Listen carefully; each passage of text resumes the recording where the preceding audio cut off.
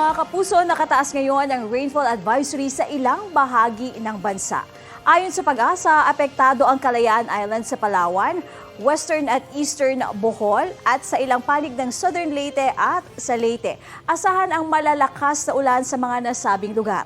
Tatagal ang rainfall advisory hanggang alas 11 ngayong umaga. Sa susunod pang mga oras, uulanin ang iba pang bahagi ng bansa. Posible ang heavy to intense rain sa ilang lugar na maaring magdulot ng baha o kaya naman ay landslide.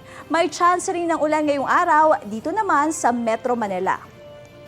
Ayon sa Pag-asa, easterlies ang nakaapekto ngayon sa eastern section ng bansa habang itong amihan naman o hanging amihan ang muling umiiral sa extreme northern Luzon.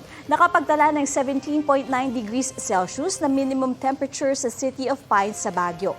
20 degrees Celsius naman sa Malaybalay, Bukidnon, 21.4 degrees Celsius sa Tanay sa Rizal, 22 degrees Celsius sa Basco, Batanes, habang 24 degrees Celsius ang minimum temperature dito naman sa Quezon City.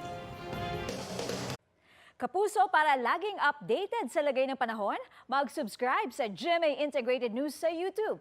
Para sa mga kapuso abroad, bisitahin ang GMA Pinoy TV at www.gmanews.tv.